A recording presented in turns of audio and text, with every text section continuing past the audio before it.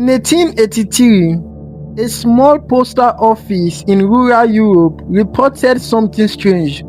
Every morning letters arrived, not unusual, but the names written on the envelopes belonged to people who had died years earlier.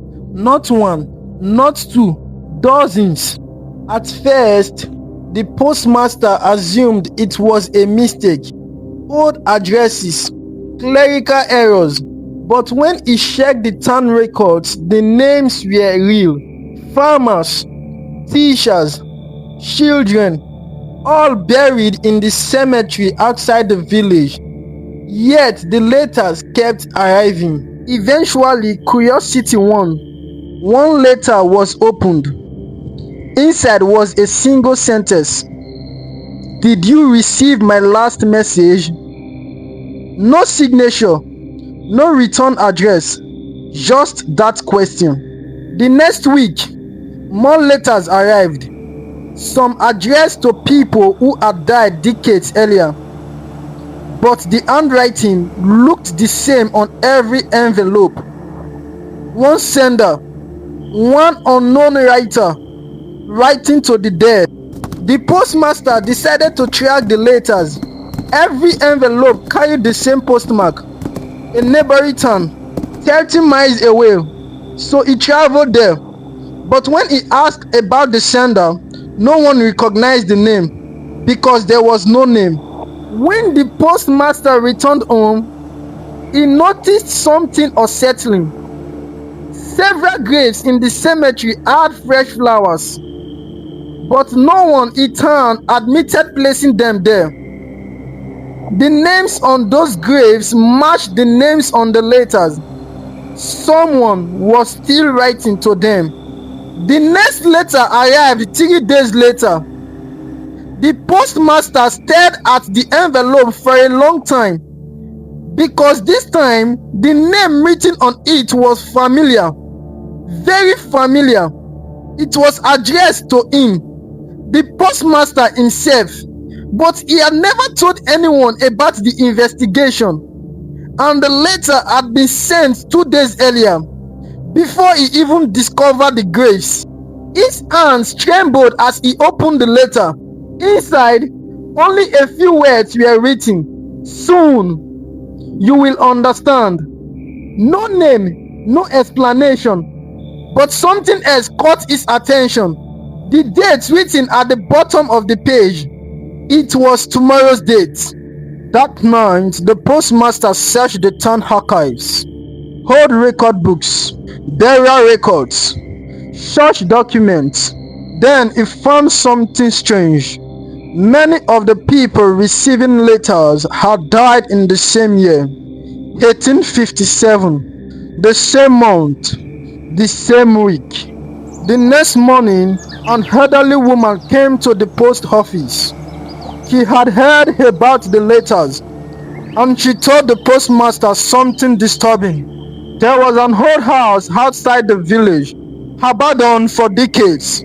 It once belonged to a man who lost his entire family in 1857.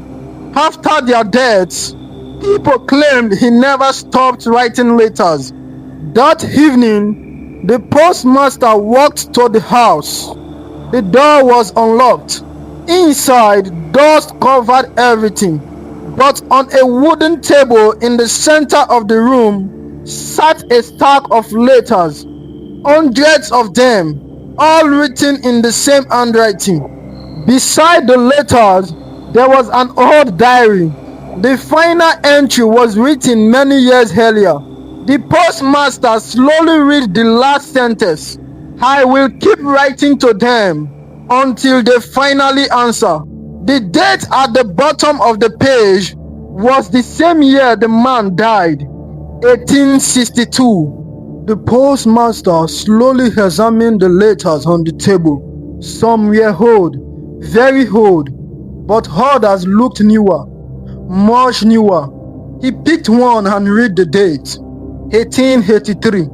The same year the letters began arriving at the post office. But the man who lived in this house had died more than 20 years earlier.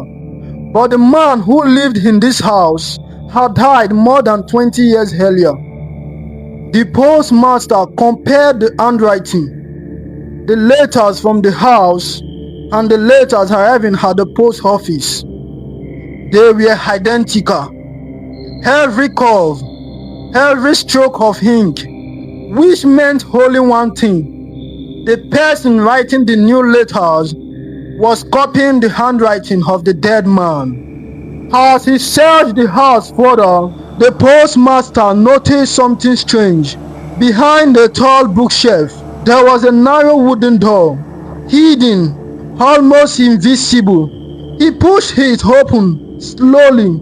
Inside was a small room, and inside that room was a chair, a desk, and a fresh bottle of ink.